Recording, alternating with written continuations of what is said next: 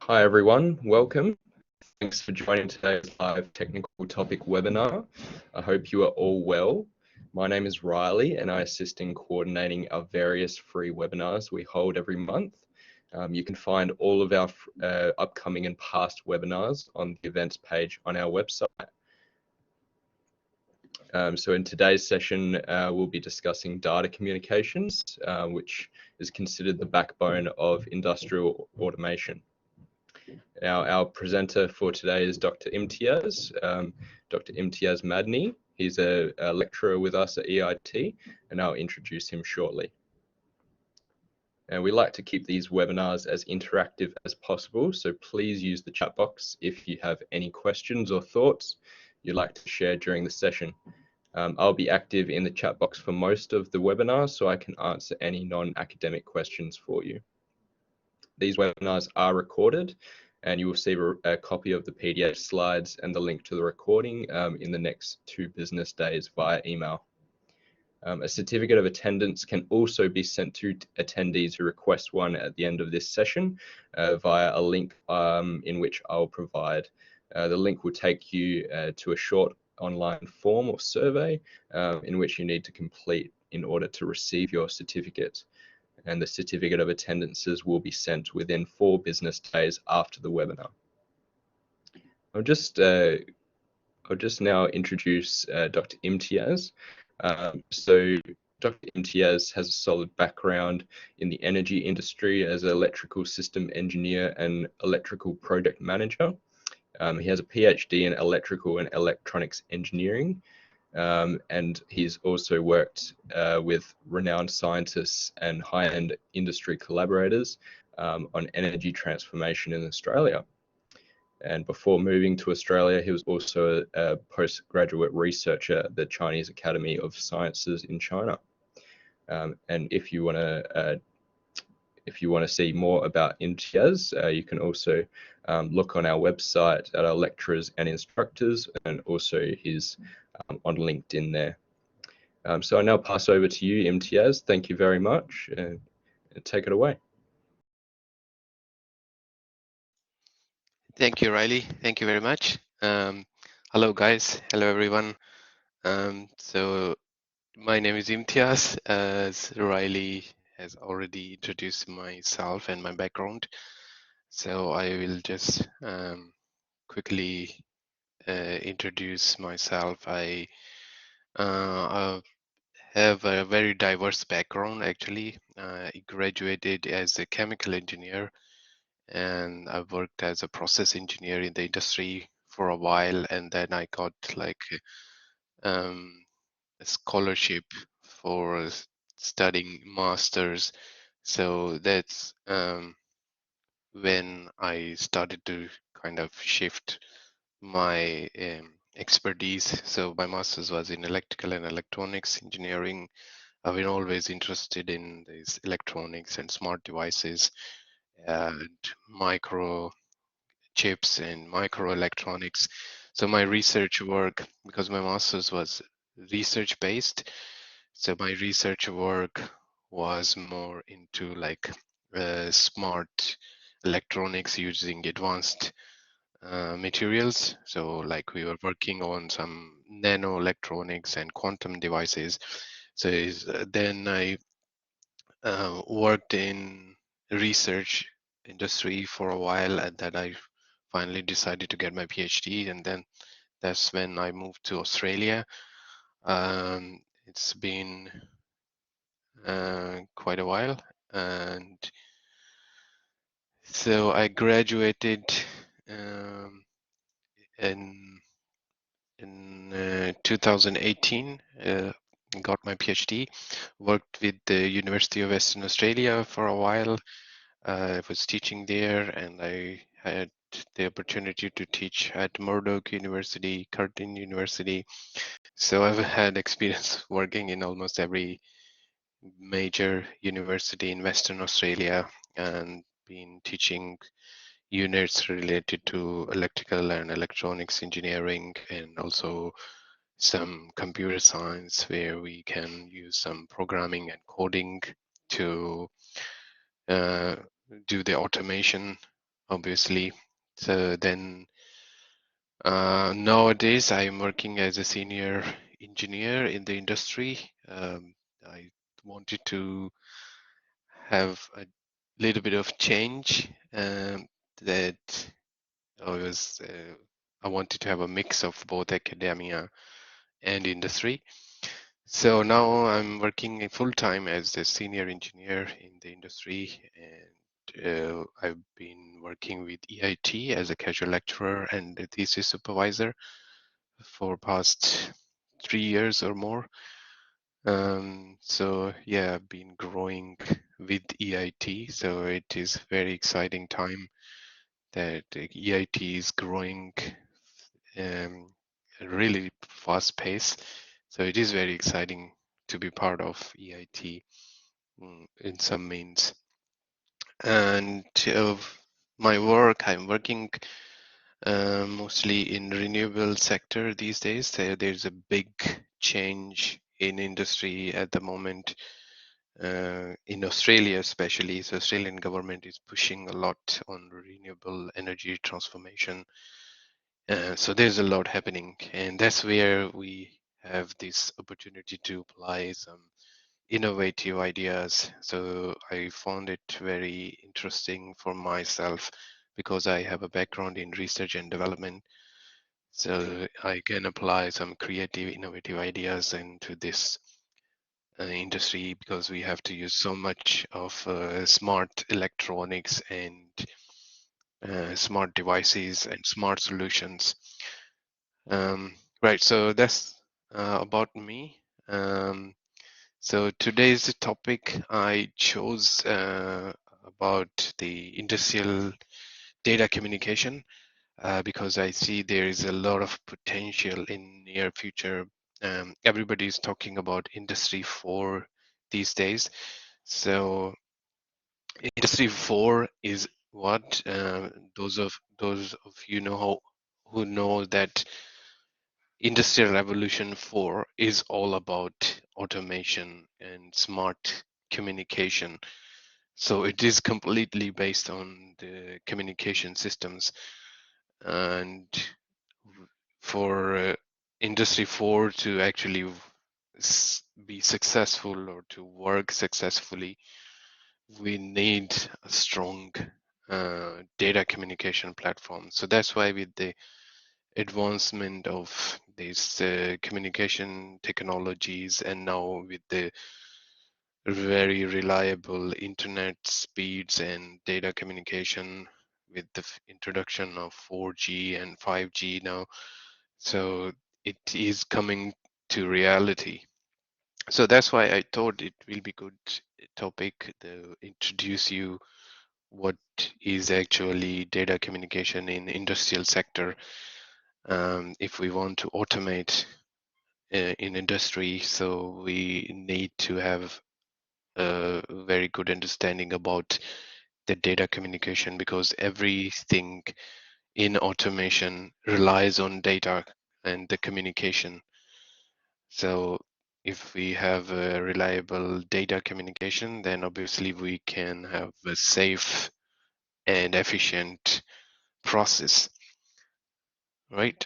So today I will discuss some basics of data communication, like what is actually data communication and what are the different requirements of data communication, and the ISO model, the very famous ISO model that we use worldwide. So wherever you go, you will find the data communication based on this ISO model. So ISO model originally has 7 layers of functionality. Then sometimes we use all 7, and sometimes we use some of them. So it depends upon what are the requirements of our communication system and also about the protocol. So whichever communication protocols we use for each layer, then sometimes we don't see the need of using all 7 layers, but sometimes we you like to use all 7 layers of OSI model. And then we will discuss some mediums. So medium is a very important when we talk about communication. So regardless of data communication or human communication or any other form of communication, medium is very essential, right? Even if we communicate as humans to other humans, so means we use a medium. We can use some mobile phone is a medium, right? So similarly for industrial data communication, medium is very important. So because medium will determine what you can communicate and what you cannot communicate. And then I will discuss about concepts used at application level. So application is considered as this top most layer or the 7th layer in OSI's model. Specifically, I will touch on one protocol which is very widely used, and I'm sure you must have heard about it, the Modbus TCP/IP protocol, which we mostly use in industry for data communication. So I will just touch a little bit on it.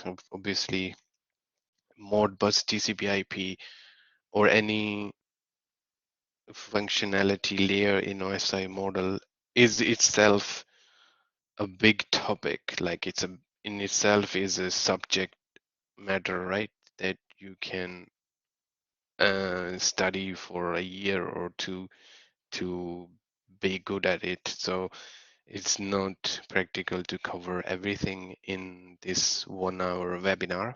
So that's the purpose of this webinar. I'm assuming that we get you the knowledge or understanding of the basics of the topic, and then you can explore it in detail. All right, so what is data communication? What elements are required during communication? So like I said, any communication, human communication or machine communication, we need some basic elements in order to have an effective communication. So we need a transmitter, someone who generates the data or the initiates the communication. So that's called a transmitter, right? And then at the other end, we need a receiver who will be receiving the information. So in between, then we have these communication modules. So like it can be a microphone or a telephone or a speaker to listen to the other end. And then we have a medium, which is actually connecting the two ends together. And then we use data communication. So it can be a voice data or a video data, or it can be a text data, or it can be in any other form. Like in industrial communication, we use the digital data or analog data. So these are two basic types of data we use in industry. So data comprises physical elements like light, sound, images, electrical voltage, etc., to which a direction has been attributed. So when I want to send something to the receiver, it will be in the form of light, can be light pulse, right? So when we use optical fibers, for they use lights, or it can be sound like what I am doing right now. I'm speaking in my microphone, and then that sound is being converted into the electrical signal. So that's electrical voltage, which is communicated to, which is then again converted to the radio wave, because I'm using a wireless microphone. So it is being converted several times from sound wave to electrical signal to radio wave, which is Bluetooth to my computer. and then my computer converts it into electrical signal, and then electrical signal is then converted to a Wi-Fi, which is again a radio signal, and then the Wi-Fi sends the signal to somewhere in the world, wherever you are, in the form of waves or optical signal like light. So that's how this medium works. Means we can convert data into different forms and then interpret at the receiving end that what is the person or the machine at the other end is trying to say, right? So these are just basic elements of communication. So like I mentioned, in industry, we have two types of data. So it can be the transmission can be in the form of analog signals. So analog is what? It's just the continuation of the voltage or current or light or any other quantity which we can modulate according to the signal, right? So this then is called an analog format. So it will tell us the continuous progression of value. For example, if we are measuring the temperature of a tank, then it is an analog value, right? Because the temperature will change, increase or decrease. So when then we have an increment or decrement in the value we are measuring. Similarly, then we have a digital format, which is a discontinuous progression of value or any sampling we are doing for our communication system. So digital, when it says it's discontinuous, means it is in the form of pulses. The pulses can be electrical pulses or light pulses or any other electromagnetic wave, so which can have an on or off signal, right? So when we say electrical pulses, so it has an on and off state. So that is what we use to communicate. And that will form what we call binary communication, right? So binary means it has two digits, 1 or 0. So it can be either 1 or 0. It cannot be anything else. So that's where we use digital communication by using binary numbers. So these are transmission methods. And then we have transmission types. So transmission types, there are basically three transmission types. Like when we have sometimes only one-way communication, like we sending information to someone and that person is just listening. Like when I'm talking to you guys, you're just listening. That is like a simplex transmission. That's called unidirectional transmission. And half duplex transmission is bidirectional, but not at the same time.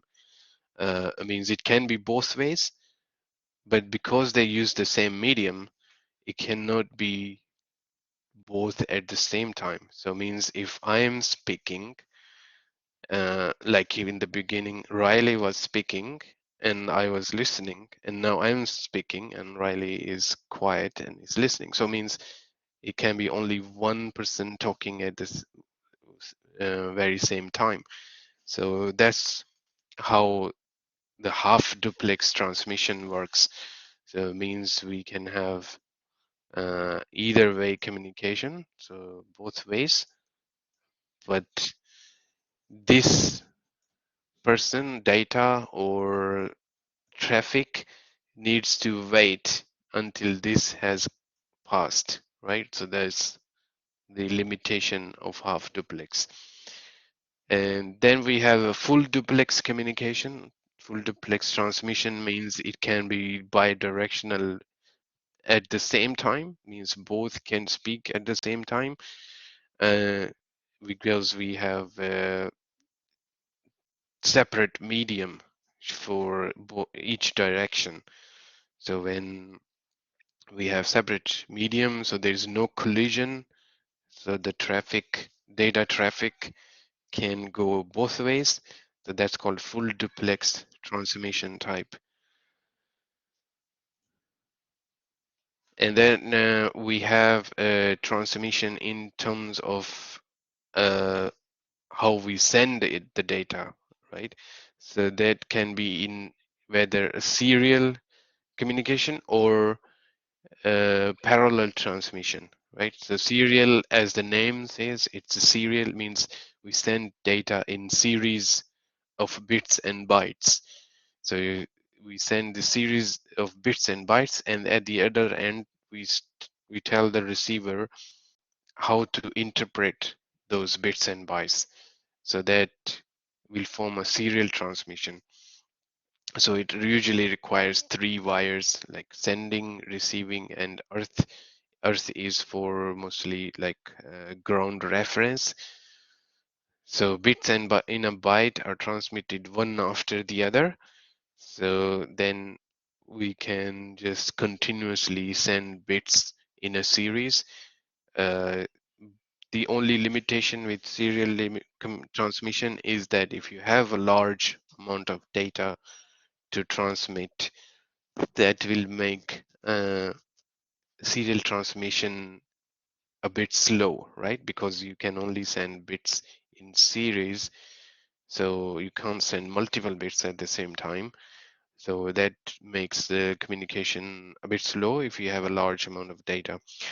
Then we have parallel transmission, where we can simultaneously transmit these bits and bytes. So used for short distances, where we can send large amount of data because the bits and bytes are sent parallel to each other. So as each channel tends to cause interference on neighboring channels, so sometimes the quality of signal can deteriorate rapidly. So that is why we use it for short distances, so that we can uh, avoid large interruptions in or noises in our data.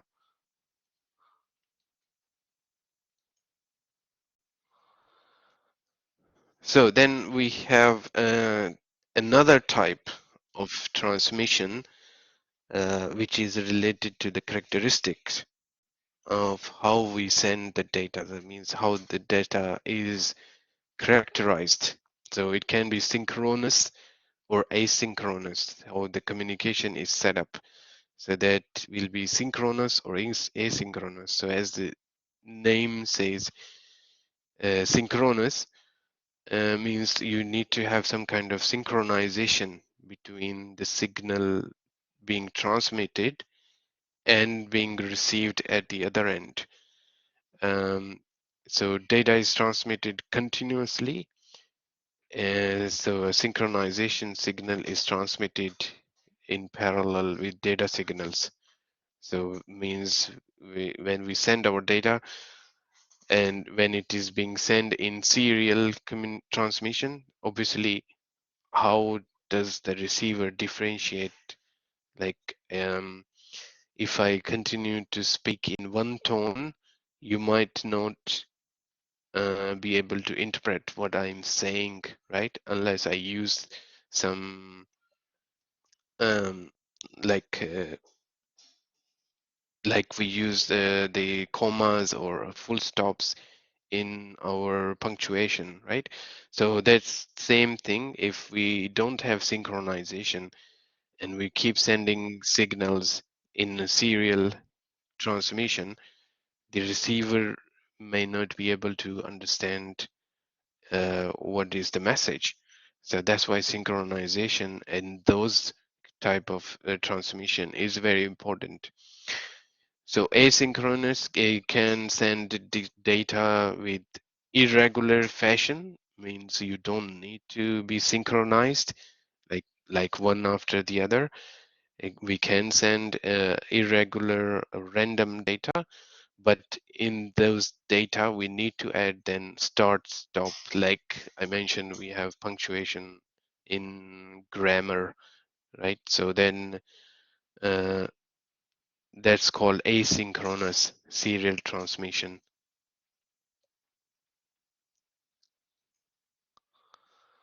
So what are the requirements in terms of communication? So one thing I mentioned just now, that the amount of data, when we have large amount of data to be sent, so that can sometimes slow down the serial communication. So then we will need to switch to parallel transmission.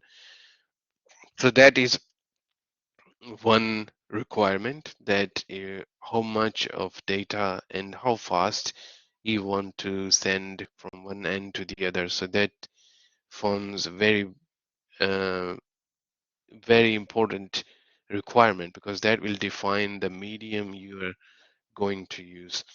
So are you sending 1 bit or 1,000 bits or 1 million bits, is megabits, MBs? And nowadays, even megabits seem very small. We have now data in the form of gigabits. So there is so much of data transmission these days. So obviously that defines what type of medium should we select, because medium, and we'll discuss shortly, medium can introduce some limitations on our data transmission. And then another requirement is required speed of reaction, because in industrial data communication, it is a bit different from like other type of communication. When we are when we have two devices communicating to each other, so obviously the one device um, expects some kind of reaction. So then some uh, if we are asking for some information, like if we have a smart sensor for temperature measurements, so our control device like a PLC or our SCADA system, we can ask the sensor to send the real-time data about the temperature. um, then it is like we are expecting a response or a reaction from the sensor, right? So that obviously we need we expect that reaction to be within a certain time. So that is called the speed of reaction. So that forms another important requirement, that what do we expect as a reaction. So sometimes we want really quick results, or sometimes it is very critical for some critical processes in the industry, that we need the reaction to be very, very fast, especially in power systems. So where we have electrical protection devices, if there is a short circuit, we want our circuit breakers to be able to react really fast to the short circuit faults, because if they don't, then it can result in a disaster. It can be a very hazardous situation. So they, then our uh, measurement devices, like a current transformer, which is measuring the level of the current. It measures that there is a lot of current flowing, so there must be a short circuit. So it sends a signal to the circuit breaker, and then circuit breaker needs to react to that information. So that has to be really, really fast. So according to the application, it can be a different time. Like for normal residential electrical system, the standard asks that our circuit breakers should be able to trip within 400 milliseconds. So 400 millisecond is faster than we blink our eyes. So that is very, very fast. But in larger industrial settings, we may have even less time requirement. So sometimes we require the breakers to trip less than 100 milliseconds. So that is really quick. So that speed of reaction, if the communication is not good enough, then we can't have that speed of reaction. So basically we need a very reliable and fast and accurate communication system. So we have at level 3, mostly we have our company or information system where we need to make decisions. And then the workshop level, we have our production management or supervision, which will look after the processes. And at the machine level, we need some control systems for so, and then machines have different components like actuators, sensors, detectors, valves. So these components are measuring some readings or performing some action. So that all will be going to control system, right? And then from control system, the management or supervision can extract that data, and then they can also send instructions to control systems if we want to operate. Like normally we have a SCADA system, supervisory control and data acquisition system, where we have all the components available to us and we can tell them to do something from like thousands of kilometers away, and they will perform that action. So everything is interconnected. So we need some kind of reliable communication. So that will also form the communication requirements. So I'm sorry, I can see some people are writing comments. So it's because it's moving so fast, it's very hard for me to keep up with the comments and then also the presentation. I will like to leave it for the end. So I will respond to all of your questions when I'm done with the presentation.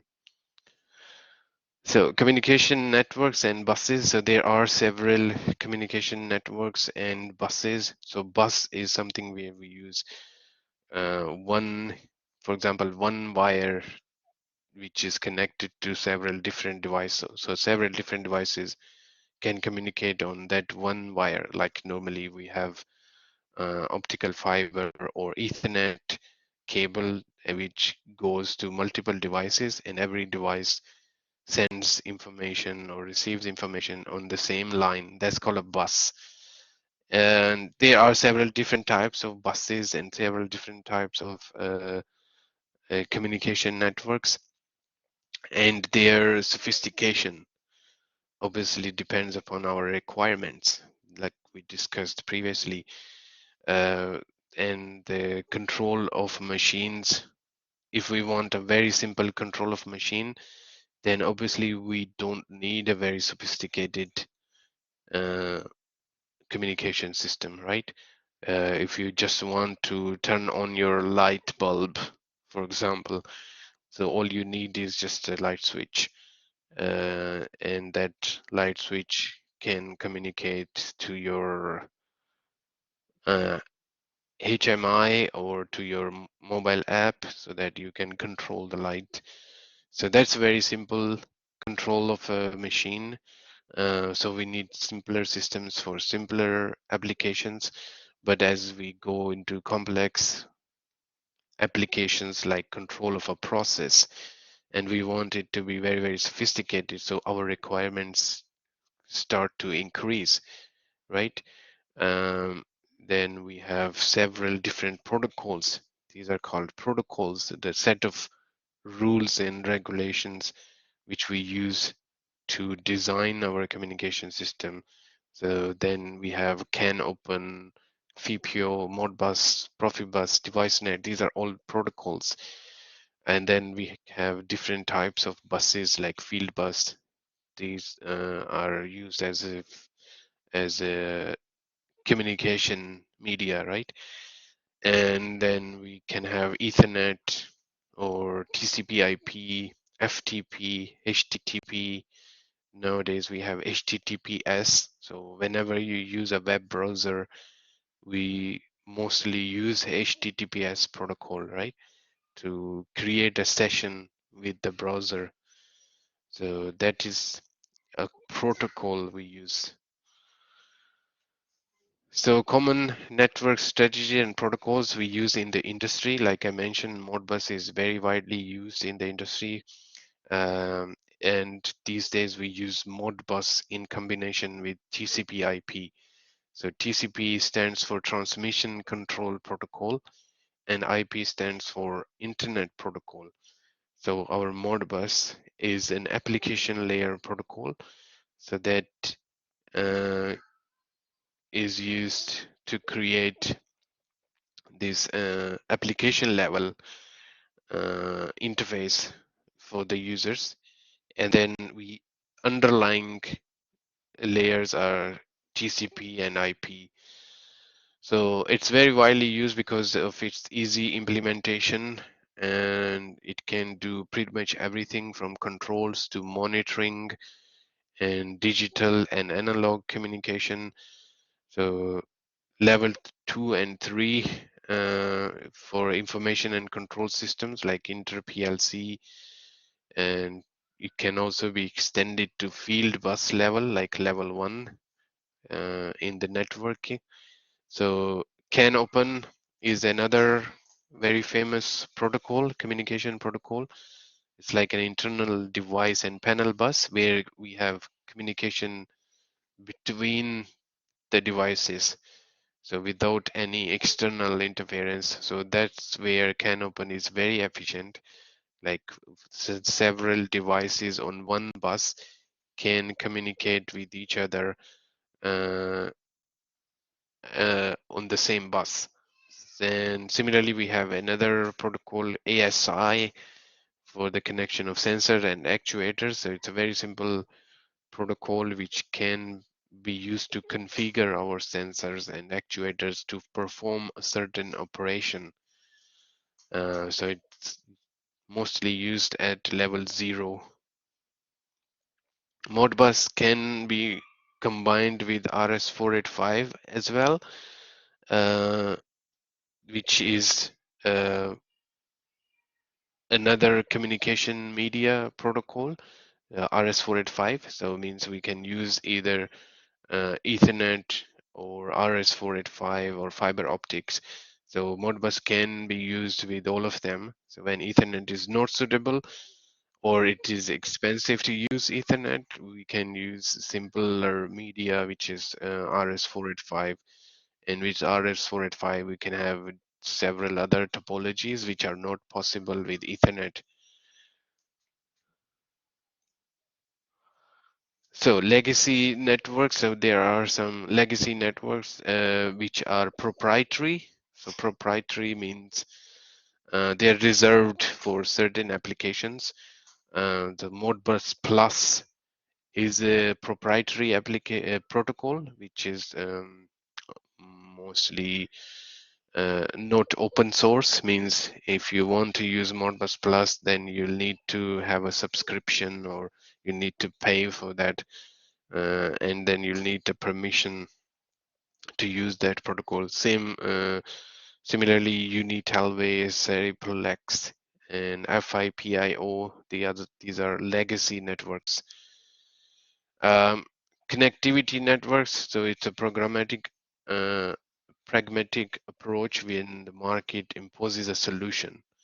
So means like the vendors, they want you to use certain solution. For when you buy a Phoenix contact device, they will say, okay, our device will only work on interbus network.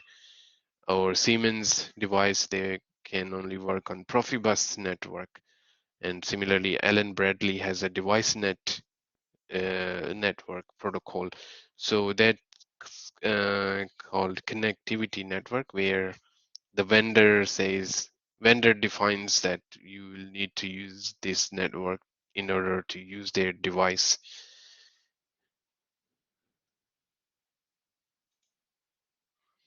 Right. So ISO model. So as I mentioned in the beginning, ISO model is very important.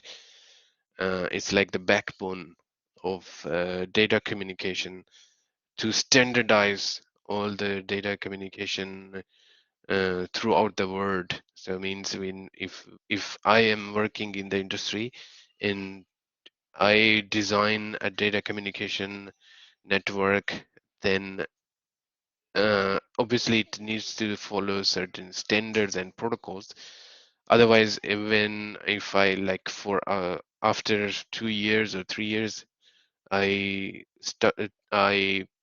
decide to move on and leave my job. If somebody else comes to replace me, they will have no idea if how did I design my communication system and how did I configure my devices. If I don't have the standard procedure, they will need to learn that system, right? So obviously, if we have a standard or a protocol which we follow, then and we can just say to the newcomer that this is the protocol we are using. So instantly, they know that what is required and how the system has been configured. So that's why we need this standards and protocols for our industrial data communication. So ISO model has 7 layers, as I mentioned. So each layer has its own functionality. So each layer is not like a layer which is a physical layer. A layer here represents a functionality. So each layer has its own specific function to perform. So starting from physical layer, which is the first layer. So physical layer is the actual physical medium which is connecting one end to the other end, right? It can be twisted pair or shielded twisted pair, or it can be optical fiber or Ethernet, or it can be coaxial cable, or it can be just a simple copper wire. So that depends upon application, what medium we use.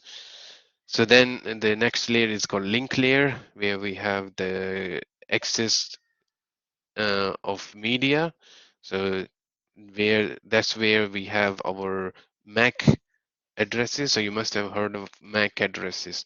So your computer, your mobile phone, every electronic device you use, they have a unique address, which is called MAC address. And in full form, it's called Media Access Control Address. So that is done in link layer, right? So then the next one is the networking layer, which defines how our device is going to be connected to the external network. It can be switch or a router or any other device you used. And then we have a transport layer, which defines how the device or how the data will be transported from one end to the other. And then session layer creates a session between one end and the other end. So it means creating a session like whenever you open a browser or whenever you use a WhatsApp. So when you open a WhatsApp application, it instantly creates a session with the WhatsApp server, which might be somewhere in US or Europe or wherever their server is. So your WhatsApp application in your mobile phone creates a session with the server that, okay, I want to use WhatsApp and let me contact my friends. So that WhatsApp server has saved all your information, that who are your contacts and what is your communication history with them. So that session will then be, when it's initiated, so then we can start talking to our contacts, right? So then there is a presentation layer which presents the data and then it converts it into a presentable form like a Mac dialogue. And then we have application layer, which is used for starting and stopping the network, or it handles the message. Like if our message is normally in the binary form, like ones and zeros, which humans cannot understand. It's for machine language. So machine can understand ones and zeros, but we cannot understand that those ones and zeros. Like imagine if there were thousands or hundreds of thousands of ones and zeros on your screen, it will take us ages to interpret that data into our understanding. So that's why we use such layers to convert it into more readable form. So these are the basic functionalities of all 7 layers in OSI model. So frames can be then designed according to OSI models. So frames are in our data. So like our data starts from the bits and bytes, and then it is compressed into frames. So when it collect, this frame is a collection of bits and bytes, right? So this frame then represents all 7 layers. So for example, here we have a Modbus RTU frame. So it's a Modbus RTU is a protocol. So in every protocol, we design the frames differently, but they can perform similar functionalities. So if we want to request to read words W5 and W6 at slave address 7, so means word 5 or 6 at a slave address 7 means a device which is connected to the master where we are sending instruction to this slave. So then we write slave address function code number of first word, which is number 5, and number of words to be read. We want to read 2 words. So then we write 2, and CRC is for error checking. So that's just for Modbus RTU. And then, as I mentioned, so we need a layer for transmission, so which is called transport control protocol. So we use TCP, and IP is for internet, so internet protocol. So the frame for Ethernet TCP IP will look like this. So it means it will have information about the destination address and the source address where the data is being generated. And then we have LLC, IP. So these are several layers for communication. So TCP IP, and which version are we using, and then what application layers are we using? Is it Modbus, is it SMTP or HTTP or FTP? So each frame has a dedicated number of bytes, right? So that how we can design our data communication so that each frame will have a specific number of bytes.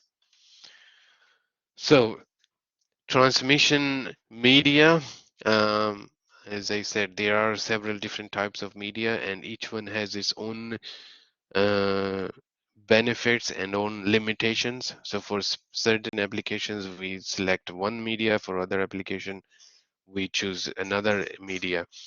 So media establish the transmission quality, speed, distance, and electromagnetic immunity, and also the bandwidth. So bandwidth can be very important because it defines how much data we want to send, and same speed defines how fast we want to send, and distance means how long the medium can be without any interruption or any distortion in our signal.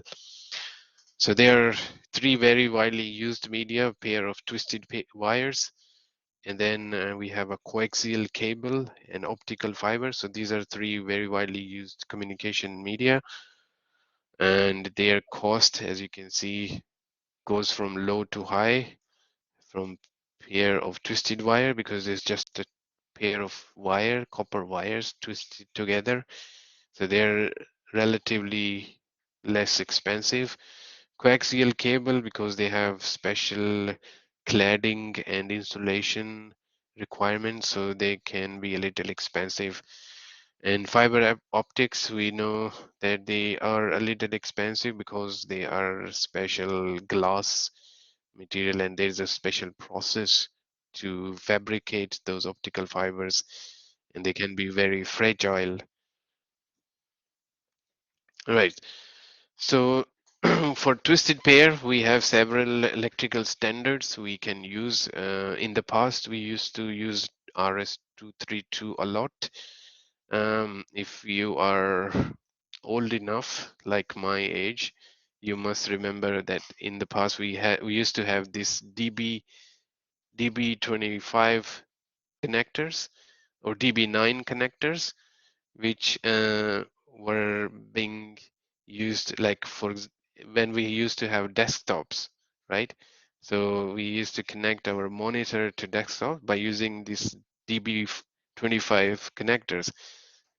Even now, some people use them, DB9 and DB5. So that is based on RS-232 standard. So why they are not being used as widely now? Because they can only go up to certain distance, and they can only handle certain speed. So distance less than 15 meters and speed less than 20 kilobits per second. So obviously that's not very great. And then there's another standard which is called RS422A. So it's a full duplex, means we can have bidirectional communication, and we can have multi-drop bus, means we can connect many devices on the same wire. So two transmission wires, two reception wires, so for bidirectional communication. So because of multiple wires, it has a good immunity to interference, and it can go up to 1200 meters at 100 kilobits per second, so which is obviously much more efficient than RS-232. And then nowadays RS-485 is very popular, which has same characteristics as RS-422A, but we can use only 2 wires instead of 4 wires. So it will go up to same distance at same speed or even higher speed, but it will have half duplex, means bidirectional communication, because it has 2 wires. But it is least expensive and more efficient standard for twisted pair communication media.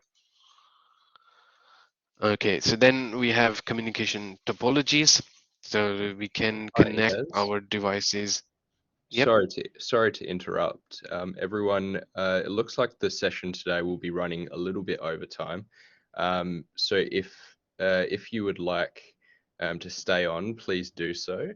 I will provide the link to the certificate of attendance in the chat box at 3 o'clock.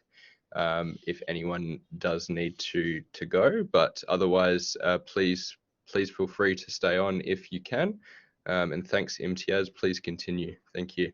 No worries, and sorry about not No, being it's not a precise problem about at the all. time. I think it's all good. If yeah, if everyone's still interested to stay on, please, yeah, please do so.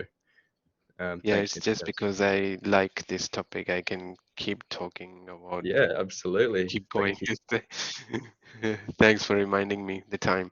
So communication topology is again another important aspect of communication system in our industrial and also other commercial purposes, because that will define how we can design our data transmission. So because there might be some advantages of using one type of topology, and there can be some limitations as well. So there are several different topologies, point to point, so which is obviously between just 2 devices. We can't have multiple devices. And then we can have star topology, where we have one master and several slaves. They can communicate with each other. So that's called a star topology. So then we have a tree topology. So because we can have branched circuits, so it kind of resembles like a tree. So that's why we call it a tree topology. So this is a variant of star topology, which it still has a master-slave configuration where there is one master and several slaves. And then we have a grid topology, so where devices are linked to one another in kind of a spider's web. In these days, this is also called as the mesh topology. So it's becoming very popular these days because of all this automation going on, especially these home automation works on mesh topology or grid topology, where different devices communicate with each other. If you have used Alexa or other these home automation systems, so you might know that they have this mesh topology where different devices communicate with each other, uh, uh, and they can form different paths of communication. So ring topology, where we create a token ring, means the information travels through the ring, and when it reaches the right device, it stops there. Otherwise, it keeps going on into the ring for a certain time. So, and then we have bus topology, where we can use multiple devices on one bus, so that will communicate with all the devices. So medium access technique, like I mentioned, there are several medium access techniques. So two very famous are master slave and ring, token ring, which I just described. So master slave is what, where we have one master which tells these people, means that tells the devices connected to the master that what information it requires, and only then these devices respond. Otherwise, they stay quiet. So that's called a master slave access technology. So master will poll, means that process is called polling. Means what do you want to say? It will ask the slave, and then slave will respond to the polling from master. So it will say nothing to declare. If the device doesn't have any updated data or information, it will say nothing to say. Otherwise, it will send the updated data to the master. So token ring, as the name says, it works in a ring topology where we have devices connected in ring. So address 1, address 2, address 3, address 4. So when the information is coming to this ring, for example, it is addressed for the address 3. So it goes through address 1, and address 1 sees that it is directed to address 3. It will just pass on the information. Same address 4 will pass on the information, and it will reach address 3.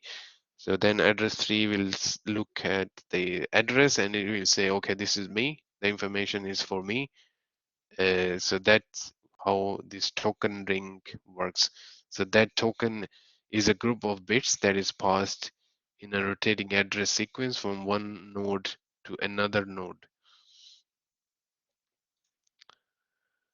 So then there is another access technique which is called random access. So it means we access this bus randomly. So a set of, it's a carrier sense multiple access.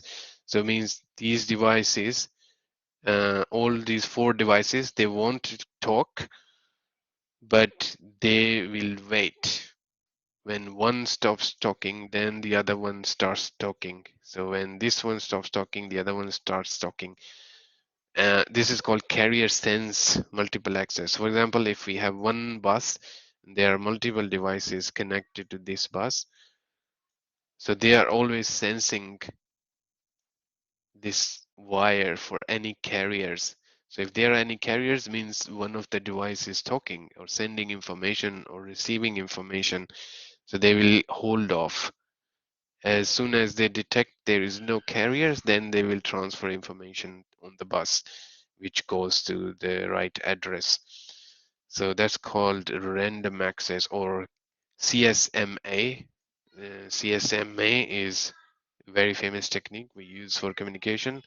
Carrier sense multiple access. And sometimes we combine it with another technique, which is called CD, which is for collision detection. So CSMA CD is very widely used in industrial data communication, where we have multiple devices connected to the same bus. Right, so that was about the communication network, media access, and the topologies. And like I mentioned, I will touch base on the Modbus protocol. So Modbus TCP/IP, very famous, very widely used, and very easy to use. So that's why it's famous, because it is easy to implement and it can work with multiple vendor devices. So then it has a very good interoperability.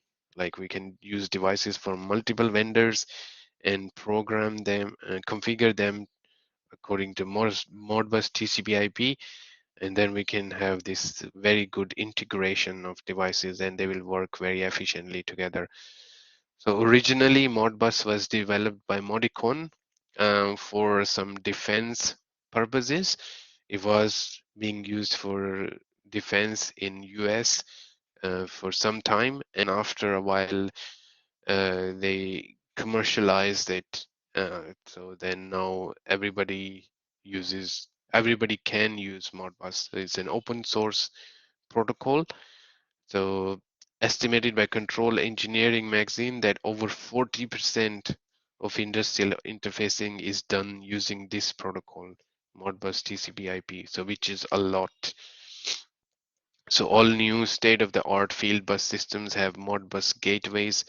So if you buy any modern device or PLC, it is more highly likely that it will be uh, configured for Modbus communication. So it is typically used on multi-drop bus, where we have multiple devices connected to the same bus. So then every device connected is able to communicate on the same bus. So why? Because it has a master-slave operation. So master-slave operation means there's one master like a PLC, which will be able to control all the sensors and actuators and valves. So that PLC acts as a master. And so for Modbus, we can have up to one master can have up to 247 slaves. So which is a reasonable number when we talk about industrial process. So TCP/IP also has a history. Like in 1960s, the Department of Defense again they financed this project about packet switching, and it was called ARPANET. So ARPANET was specially designed by Xerox. Xerox designed that for US Department of Defense, and initially it was just for defense purposes, but then obviously, like I said, after a while, like anything else, when defense moves on to next technology, that technology, old technology is released for common people. So that's how the Modbus and TCP/IP came into being. So it has been around for 3 decades, almost 3 decades now. But the growth actually happened after 1990s. So it means during 1990s when all this automation stuff started. So people realized that Modbus is a very good protocol to use for automation. And now we have Modbus almost everywhere. So Ethernet, because TCP/IP, we use Ethernet. So Modbus, Ethernet, TCP/IP. So these are the four things we use for this model. So how does it compare with OSI model? Because OSI model requires 7 layers, but in this case we have 4 layers. So where do those layers sit? So Modbus sits on top, on application layer, and then we don't need any presentation and session layers for this kind of configuration, so they can remain empty. And then we have TCP for transport communication, so that's transport protocol. And then we have IP, which is internet protocol. So TCP is just on IP, and then these 2 layers are covered by Ethernet. So Ethernet provides the physical media as well as the data linking layer. So essentially we can reduce the 7 layers to 4 layers now. So that is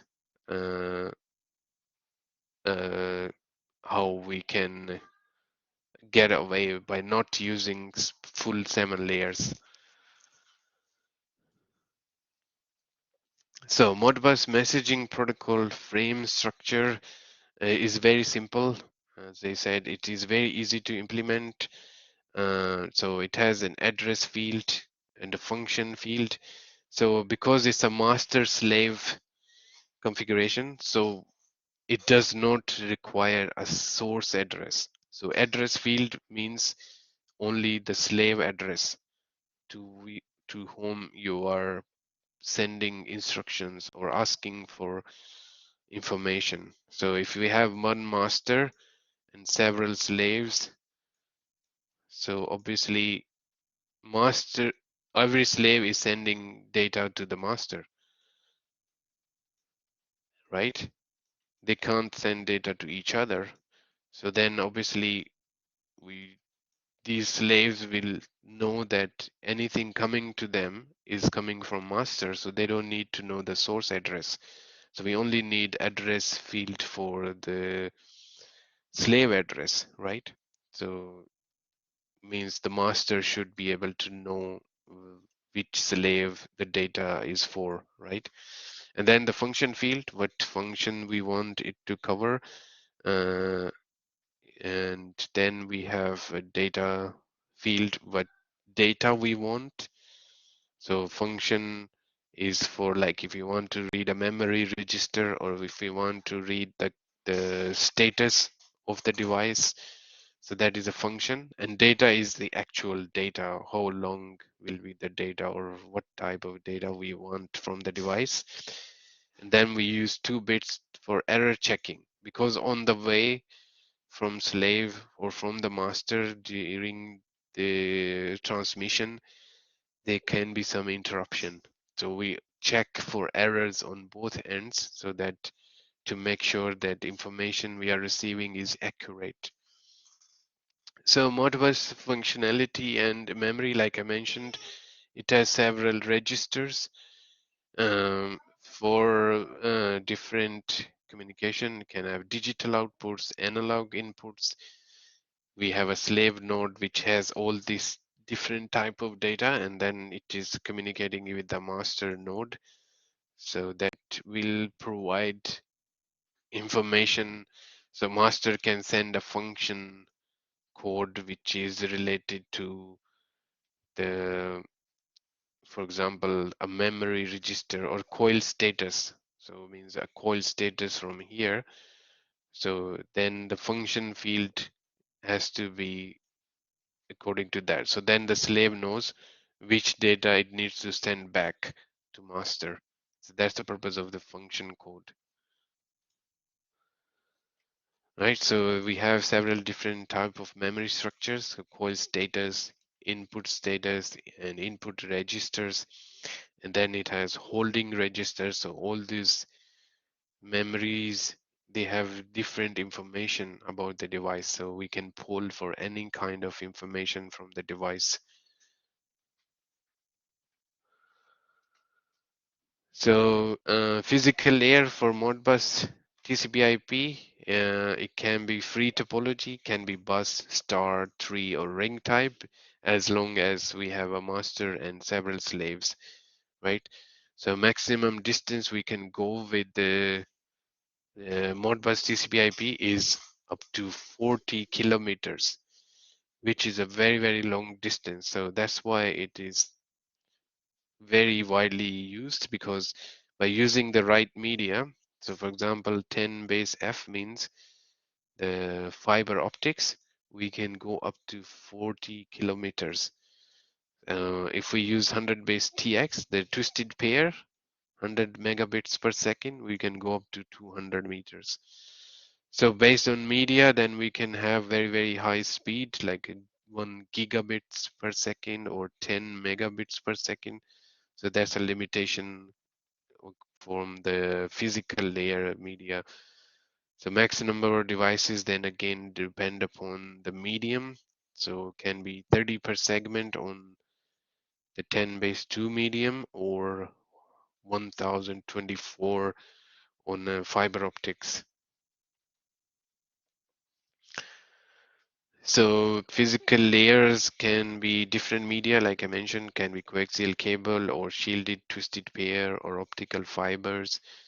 They have different speeds. So twisted pair can go up to 10 megabits per second or 100 megabits per second. These days we have these category 7 cables. So whenever you buy an Ethernet cable, it has a category, right? So nowadays we have category 7 and or 8, so which can go up to hundreds of megabits per second. Similarly, we have optical fibers which can do 100 megabits per second, and then they can go up to different lengths. So why we have limitation on length? Because after a certain distance, obviously, that the signal strength starts to deteriorate in the medium. So that's why we have a limitation on the length. So twisted pair is very widely used in industry, especially because it is very, very easy to install, first of all, because we only need a pair of wires. It can be installed in any confined space or any kind of installations, and it can be shielded, means we can protect it from the interruptions from the surroundings, because in industry we can have some electromagnetic interferences or other interferences which can cause noise in our data or interruption in our data.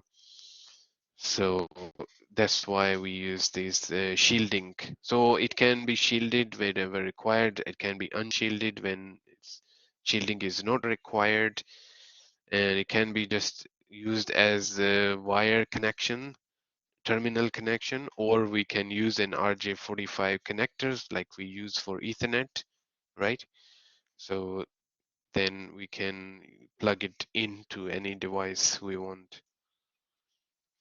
So optical fibers, as I said, they can go up to longer distances because there are less interruption in the signal, and signal strength remains healthy for a longer distance. And obviously then they can, because they work on photons, means the light packets, not the electrons. So photons, light can travel faster, right? So without any collisions. So that's why they are high speed and can be used for longer distances. So common application layer protocols we use these days, apart from Modbus, are HTTP, which stands for Hypertext Transfer Protocol, very widely used for web browsers. Any web browser, you see Gmail, Outlook, Facebook, blah, blah, blah, they all use HTTPS. So HTTPS is just an advanced form of HTTP. S means secured. So Hypertext Transfer Protocol secured is HTTPS. Similarly, FTP is very widely used for if you're using OneDrive or SharePoint, they use this protocol for file transfer. So it's a client server model where they give you subscription, then you can access your documents online. And SNMP is for network management, DNS for domain name servicing, for especially for internet IP addresses. And BootP is Bootstrap protocol, which is used by our routers to assign IP addresses to our devices. And Telnet is the terminal interfacing with devices in half duplex mode. It is mostly used with ASCII format. And then we have Unite, Modbus, IO scanning. So there are like several different types of application layer protocols. Depending upon different application, we use different protocols, right? So that's what I had for the data communication, like for different functionalities in our data communication and different protocols and standards we use. So in summary, like industrial data space needs to have all these factors like decentralized federal architecture. Sovereignty is very important when we talk about industrial data communication. Security is obviously very important. And then we have protection, like if we have participants, like several different machines or operations, then we need to protect from any interruptions, right? And scaling is also important if we want to add more devices, if we want to extend the range. So then scaling is important. So all these factors you need to consider for industrial data communication. So industry 4.0, industrial revolution 4 is very exciting. It has several challenges, and obviously in order to meet those challenges, we need to have all these capabilities. Like we need when we talk about data communication, obviously we need to have some kind of security, because as there are very many good people, there are some bad people as well, which are seeking an opportunity to do some malicious activities. So when we talk about Internet of Things, everything is on internet, so obviously it can be prone to some threats. So then we need to have cybersecurity and system integration, cloud computing, simulation. All this forms the industry 4. So it is, so for industry 4, what is the backbone? The backbone is obviously then the data communication. So if you have very efficient and strong data communication, then you will have a very efficient industry 4 product. All right, so thank you very much, guys. That's all from me today, and thanks for your patience. The time went a little bit over than I expected. I will quickly hand over to Riley for the final words, and then we'll take questions from you guys.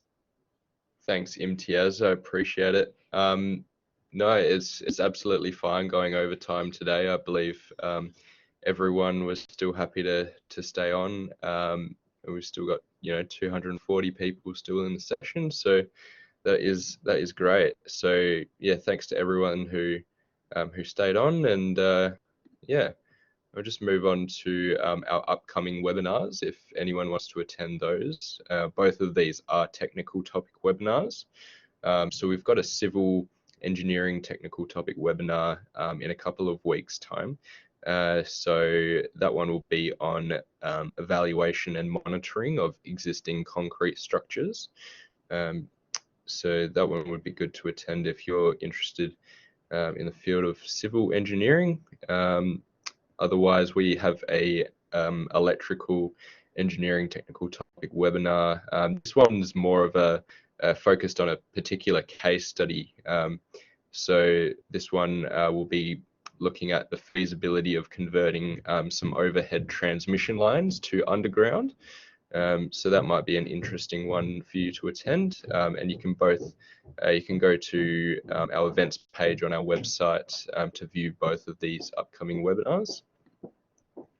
And if you haven't registered for the certificate of attendance yet today already, there is a link on the screen there, or if you have your smartphone, you can just open your camera and scan the QR code. So if you haven't done your certificate of attendance yet, fill that out, and and you'll receive your certificate within the next 4 business days. So I'll just move on, and lastly, we're just going to finish off with a short Q&A session. And basically, if anyone has any technical questions for Emtiaz or any non-academic questions, maybe about EIT or our courses for myself, please just post your question in the chat box, and either Emtiaz or I will answer your question while we're still live. And yeah, so I saw some questions, a couple of questions about the DMP3 protocol. So you're right in saying that the power sector especially is moving towards DMP3, which is a more advanced communication protocol. It stands for Distributed Network Protocol. It is much faster and accurate than Modbus and any other protocol available these days.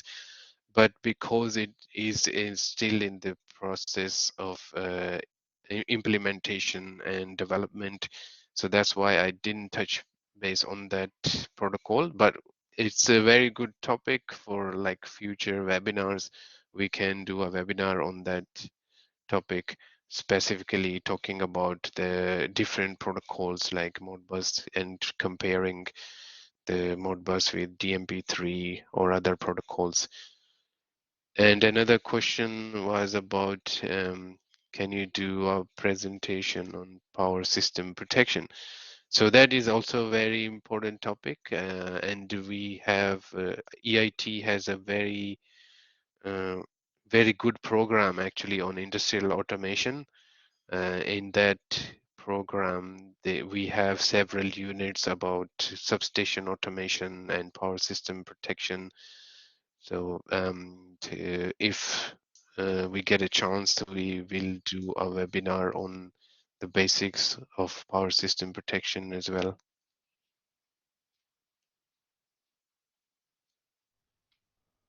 Thanks, Emtiaz. We have a lot of questions coming through the chat box. So if you do see any technical questions, feel free to take them. Krishnil, for upcoming webinars, I'm just posting a link in the chat box for you to have a look at our upcoming webinars. Can the Modbus ring topology follow a shortest path instead of following its sequence in order to relay its data to the intended user? No, actually, because it is a ring topology, so there is no intermediate way to connect to the right device. So that's why it has to go through the ring to reach the destination. But the advantage of doing this ring topology is that the information stays within the ring, even if the device, for example, sometimes is not responding. So because the information stays in the ring for a while, so as soon as it starts responding, it can pick up the information, so the information doesn't get lost.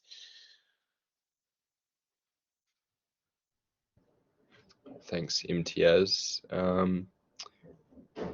Another question is, can you touch a bit on EtherCAT? So EtherCAT is also a very good protocol, same like Profinet or Profibus. EtherCAT, as the name says, it is based on Ethernet, so it uses physical medium as Ethernet, so that That's why it's called EtherCAT. So it is hard to touch on every different protocol. So that's why I chose the widely used and famous protocols. But yeah, if you have any specific questions, you can send me emails. I will respond to your emails, or you can send email to Riley if you would like to know more. Thanks, Emtiaz. Yeah, our website address is posted on the slide there. So it's www.eit.edu.au, and you can feel free to give us a call during the week.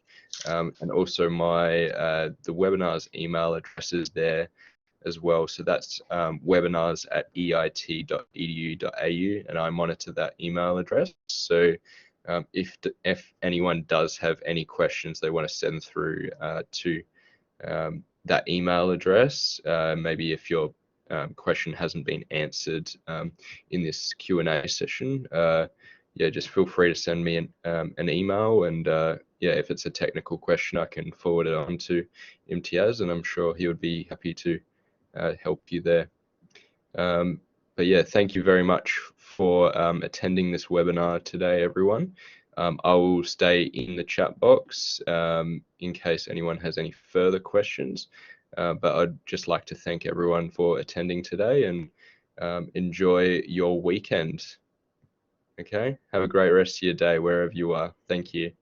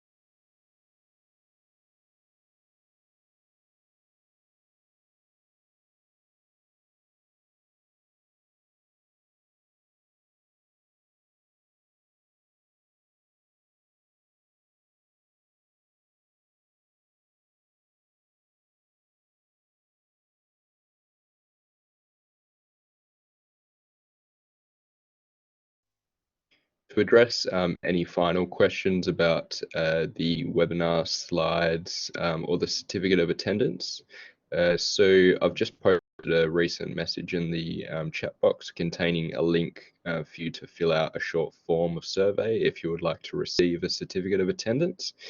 In terms of the PDF slides and the link to the recording, you will be sent an email. Everyone will be sent an email that is registered for this webinar.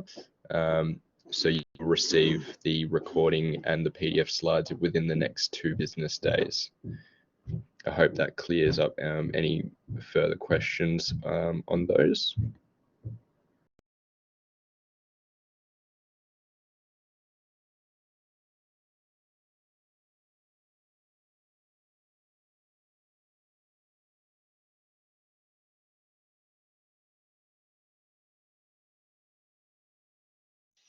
Yeah, so there's a question from Yokesh Kumar. So data loss in Ethernet communication when compared to Profibus communication. So Profibus is actually considered a bit slower as compared to the Ethernet or Profinet. So we call it Profinet when we use Ethernet for this Profibus. So Profinet can go up to gigabits per second, but Profibus is obviously limited with the speed.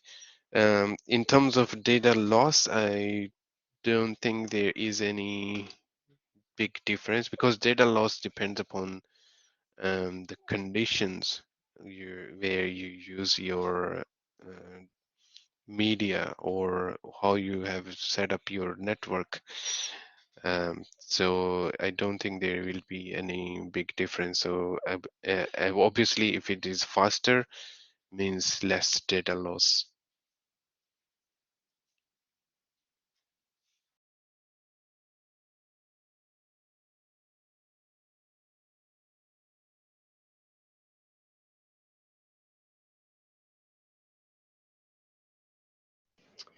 We're running out of time, everyone. So I'd just like to say thank you, a big thank you to Dr. Emtiaz for doing this presentation for us all today. So thanks, Emtiaz, and yeah, and a final thank you to all the attendees that are still in the session. The session will be closing soon. And please note down any of the details that I've provided in the chat box or any of our contact details on the screen. So thank you very much. And Yep. Thanks, yeah, Riley. enjoy. Thank you very much for your amazing support. And Thanks, Imtiaz. thanks for being patient. All right. Enjoy your No worries. weekend, guys. See you next time.